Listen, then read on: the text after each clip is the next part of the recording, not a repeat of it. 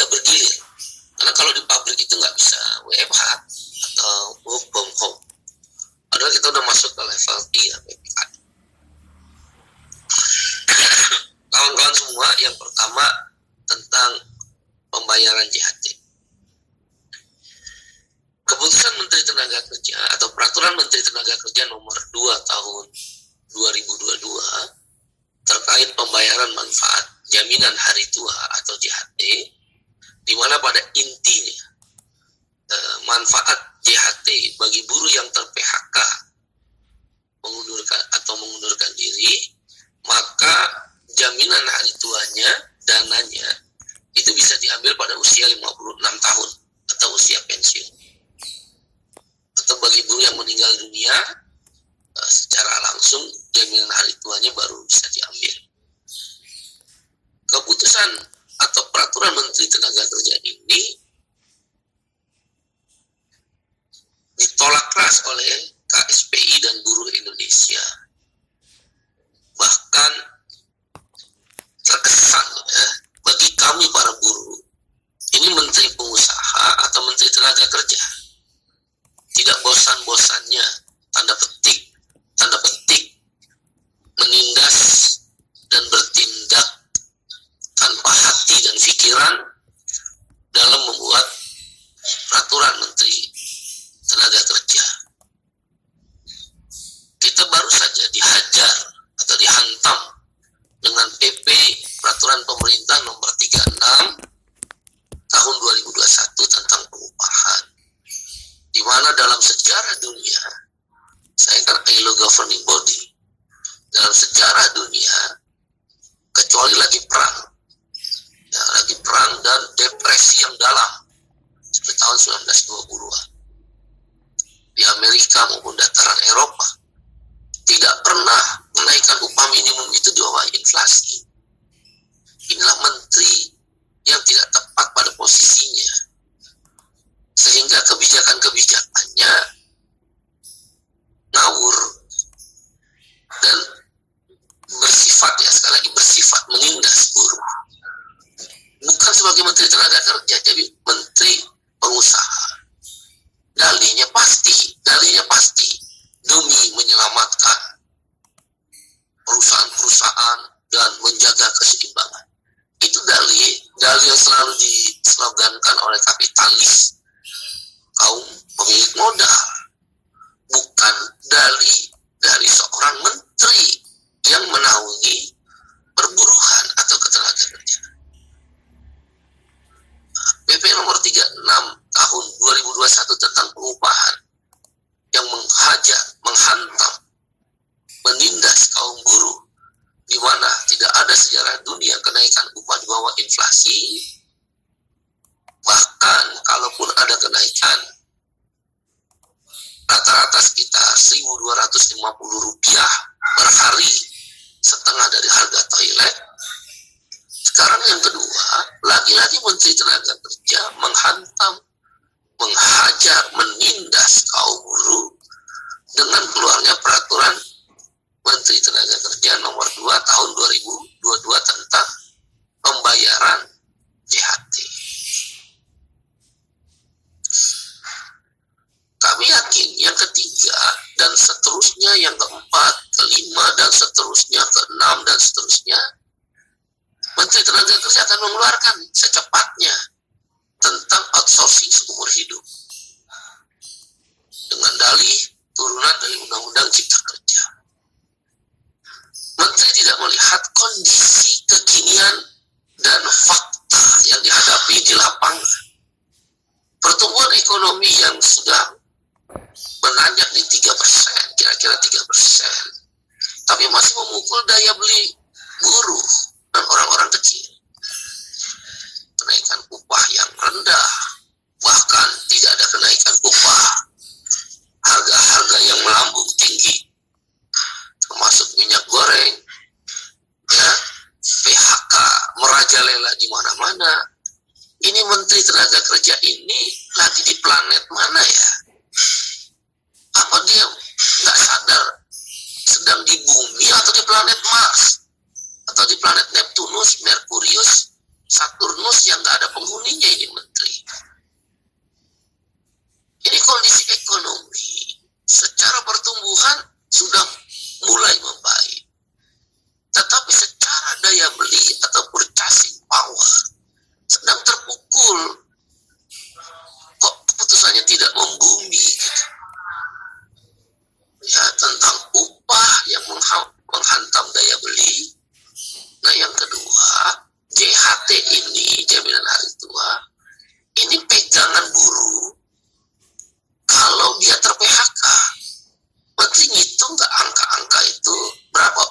yang sedang terjadi di Republik ini, atau dia mengeluarkannya untuk planet Mars, Saturnus, Merkurius itu.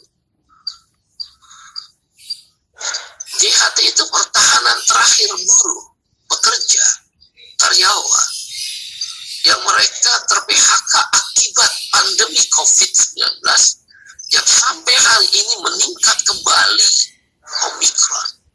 Mudah-mudahan tingkat kematiannya rendah dan bisa secepatnya ditanggulangi oleh pemerintah. PHK itu masih tinggi angkanya. Nah, ketika ter-PHK, andalan para buruh adalah tabungan buruh sendiri yang kita kenal dengan JHT. Menteri ini tahu nggak kalau buruh di PHK pada saat kondisi sekarang, kemudian JHT-nya tidak bisa diambil karena harus menunggu usia pensiun 56 tahun. Terus makan apa buruhnya? Pekerjanya tuh makan apa? Oh, ada JKP, jaminan kehilangan pekerjaan. Tidak semua buruh akan mendapatkan JKP karena jaminan kehilangan pekerjaan belum bisa berjalan karena belum ada peraturan pemerintah dan keputusan menterinya. Terus mau makan apa? Menteri ini kok kejam benar sama buruh, bengis benar dengan buruh. Kalau sama pengusaha kok berangkulan benar gitu, melindungi benar. Jangan terlalu kejam lah dalam membuat aturan itu. Dan angka PHK akibat pandemi COVID-19 masih terasa, belum bangkit. Hotel-hotel itu, maskapai penerbangan, travel-travel, perusahaan-perusahaan padat karya itu masih terpukul. Itu bisa dilihat dari tingkat hunian bagi industri pariwisata, tingkat kedatangan wisatawan. Kalau di industri manufaktur bisa dilihat belum direkrutnya karyawan kontrak dan karyawan outsourcing. Jangan terlalu kejam lah dengan buruh itu, Menteri Tenaga Kerja. Dan pemerintah kami minta Bapak Presiden Jokowi menegur menteri, ganti aja Menteri Tenaga Kerja itu. Dia menteri pengusaha, bukan Menteri Tenaga Kerja. Kami meminta Bapak Presiden Jokowi secepatnya mengganti Menteri Tenaga Kerja. Yang kedua, aturan JHT atau jaminan hari tua diberikan oleh BPJS Ketenagakerjaan atau kita kenal dengan BP Jam Sostek. Setelah ter-PHK 1 bulan kemudian dibayarkan. Itu instruksinya Bapak Presiden Jokowi. Kok menjilat ludahnya sendiri Menteri Tenaga Kerja? Dulu Menteri sebelumnya Pak Hanif Dahiri membuat aturan bahwa JHT bisa diambil zaman Hanif Dahiri ya, Menaker sebelumnya. JHT bisa diambil setelah 10 tahun masa kepesertaan. Terjadilah gelombang protes dari para buruh dan masyarakat karena saat itu juga angka PHK terlalu tinggi. Maka keluarlah perintah atau instruksi Bapak Presiden Joko Widodo kepada Hanif Dahiri untuk merubah peraturan menteri tentang JHT yang dibayarkan setelah masa kepesertaan 10 tahun. Jadi itu adalah perintah Presiden. Kalau Menteri Tenaga Kerja yang sekarang berdalih itu menggunakan undang-undang SJSN, itu kalau begitu Presiden Jokowi melanggar undang-undang dong ketika memerintahkan Hanif Dahiri sebagai Menaker saat itu. Kok menjilat ludahnya sendiri. Dan kalau itu kami minta Bapak Presiden Jokowi memberhentikan Menaker yang sekarang. Ganti dari orang yang lebih memahami dunia ketenagakerjaan. Boleh pengusaha, boleh serikat buruh. Pengusaha kan memahami dunia ketenagakerjaan, serikat buruh pun memahami. Carilah pengusaha yang bisa menjaga keseimbangan antara kepentingan buruh dan kepentingan pengusaha. Banyak, jangan politisi. Nah, jadi Menteri Tenaga Kerja ini nggak ada dalih undang-undang SJSN, nggak ada dalih menegakkan aturan PP nomor berapa saya lupa. Menteri Hanif juga perintahnya begitu kok, itu boleh. Yang ketiga,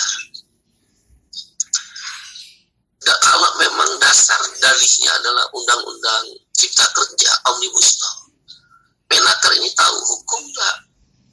Kalau ingin menggunakan dalihnya Omnibus Law ya, kan dalih selalu dibangun. Kan begitu selalu pemerintah sekarang ini, terutama Menteri Tenaga Kerja, Menko Perekonomian, dibuat dulu undang-undangnya, baru dicari alasannya, narasinya. Dibuat dulu aturan turunan undang-undangnya, baru dicari alasan atau narasi. Dan nggak punya malu kalau nanti ditegur presiden, baru dirubah, nggak ada rasa malu. Memalukan sekali menteri-menteri sekarang ini. Nggak merasa bersalah, nggak punya rasa malu. Ditegur, baru diganti. Kalau memang ingin menggunakan dalih Omnibus Law, keputusan Mahkamah Konstitusi nomor 7 jelas melarang pembuatan aturan-aturan turunan kalau memang menggunakan dasarnya Omnibus Law nomor 7, baca. Yang baru itu dilarang. Namun Tenaga Kerja dan jajarannya, dirjen-dirjennya paham nggak? Digaji besar oleh rakyat, menggunakan uang pajak rakyat digaji para birokrat dan menteri ini, tapi untuk melanggar undang-undang. Kami buruh yang ikut membayar pajak mengecam keras menteri dan birokrat yang dibayar oleh pajak rakyat hanya untuk menyakiti hati rakyat. Ya, jadi kalau memang saya dengar juga ini turunan dari Undang-Undang Cipta Kerja, oke, kalau mau pakai itu, baca pasal diktum nomor 7 keputusan MK. Tidak boleh mengeluarkan keputusan yang baru. Yang ketiga, melanggar undang-undang Menteri Tenaga Kerja. Yang keempat, tentu kemudian timbul pertanyaan dari para buruh terhadap kebijakan Permenaker nomor 2 tahun 99. Pertanyaan pertama, kenapa diputuskan di tengah kondisi yang masih belum menentu perekonomian? Omikron makin merajalela, PHK masih tinggi, dunia usaha belum bangkit. Bahkan salah satu pejabat tinggi WHO memprediksi secara resmi rilisnya yang dirilis oleh India Today bahwa gelombang Omikron berikutnya jauh lebih, gelombang COVID-19 berikutnya jauh lebih berbahaya dari varian Omikron. Bahkan diprediksi jauh lebih berbahaya dari varian Delta. Varian Delta kan juga dari India. Ini kan akan memukul lagi ekonomi. Terus tiba-tiba ketika PHK menerjang itu, harapan buruh dalam bentuk JHT, harapan pekerja, karyawan, seluruh orang yang menabung, menitip dana amanah. Ngerti nggak Menteri Tenaga Kerja itu tabungan, dana amanah buruh, pekerja, karyawan, pegawai. Nah kalau terjadi PHK, terus mereka dari mana? Jadi pertanyaannya, apa urgensi di tengah kondisi sekarang ini dikeluarkan Permenaker nomor 2 tahun 2022? Kok kejam sekali sih? Dan tidak mengerti masalah. Pertanyaan nomor 2, apa jangan-jangan anggaran negara sudah habis, mau ngambil dana dari rakyat dengan hanya bisa diambil usia 56 tahun untuk JHT. Misal umur saya 30 tahun ter-PHK, berarti saya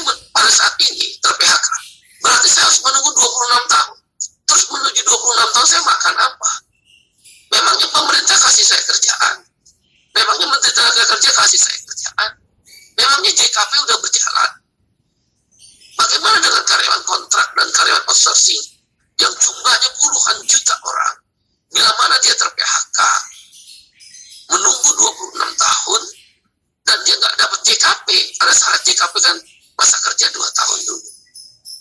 Dan tidak boleh terputus masa kerja. Sedangkan outsourcing dan karyawan kontrak, kan dia akan terputus masa kerjanya. Akhirnya dia nggak dapat JKP. JHT yang tabungan dia dititipkan pada negara, yaitu melalui BPJS Ketenagakerjaan sebagai dana amanah, kok nggak bisa diambil.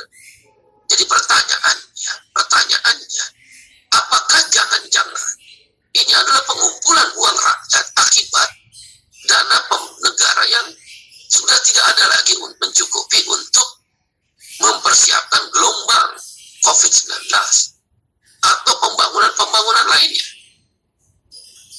Itu pertanyaan. Jadi sengaja ditahan, tidak boleh diambil JHT, kemudian digunakanlah dana-dana ini dipinjam nanti oleh negara.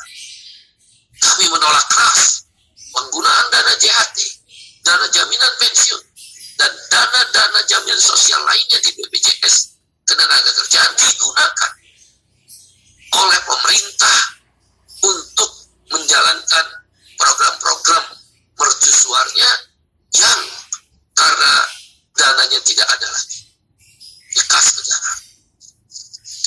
Pertanyaan ketiga, jangan-jangan ini pesanan Menteri Tenaga Kerja ini kalau bikin peraturan pemerintah, peraturan menteri, ini pesanan. Siapa nih yang memesan? Kalau dana itu ditahan, lagi-lagi siapa yang mengambil keuntungan? Pengusaha. Nanti akan keluar aturan bahwa pengusaha bisa menggunakan dana BPJS Ketenagakerjaan, bisa menggunakan dana BP Jam Sostek. Coba aja lihat, tiba-tiba Kejaksaan Agung menghentikan potensi kerugian BPJS Naker dalam pengelolaan dananya yang puluhan triliun tiba-tiba dihentikan. Kita nggak tahu dasarnya apa. Ntar pengusaha, kan banyak pengusaha yang pinjam ke Jam Sostek pada masa itu yang lalu. Ini mau dimanfaatkan lagi sama pengusaha. Buruh lagi yang mau dikorbankan. Nunggu 26 tahun kalau dia sekarang 30 tahun umur usia kerjanya. Kok enggak? Jahat sekali gitu, konspirasi jahat. Ini kan pertanyaan sekali lagi. Oleh karena itu, KSPI berpendapat, 1, berhentikan Menteri Tenaga Kerja segera oleh Bapak Presiden Jokowi. 2, cabut Permenaker nomor 2 tahun 2022. Kalau memang mau diberlakukan nantilah, kalau suasana sudah normal, upah juga sudah layak naiknya, daya beli sudah meningkat. Ya jangan pesanan lah. Kok menteri patut diduga selalu membuat aturan ada pesanan. Kalau dasarnya bilang, oh undang-undang SJSN, oh undang-undang berlaku, loh sebelum ini Pak Hanif Dakiri Menaker juga kan pejabat menteri juga, boleh tuh, hanya karena permintaan Bapak Presiden Jokowi. Kenapa sekarang nggak boleh? Aneh. Nah itu. Ya, jadi yang kedua, cabut Permenaker nomor 2 tahun 2022, berlakukan kembali bagi buruh yang ter-PHK, apapun status hubungan kerjanya, kontrak, outsourcing, karyawan tetap, bila dia ter-PHK 1 bulan kemudian bisa mencairkan dana JHT-nya. Itu nomor 2. Nomor 3, kami meminta kepada Kementerian Tenaga Kerja dalam membuat aturan-aturan jangan karena pesanan lah. Ya, aromanya terasa sekali pesanan itu. Aromanya terasa. Anda tidak sedang hidup dalam planet Mars, Merkurius, Saturnus, Uranus. Tapi Anda hidup di bumi. Di bumi ini lagi PHK. Di Mars memang nggak ada PHK. Di Merkurius memang nggak ada PHK. Nanti kalau Anda dipecat jadi menteri, baru terasa susah. Seperti rakyat yang sekarang susah. Saya rasa demikian. Ya, sikap KSPI, dan tidak bila-bila tidak didengar, ya kami terpaksa akan turun ke jalan di depan puluhan ribu buruh di depan Kementerian Tenaga Kerja, dan serempak di Indonesia kami akan melakukan aksi unjuk rasa.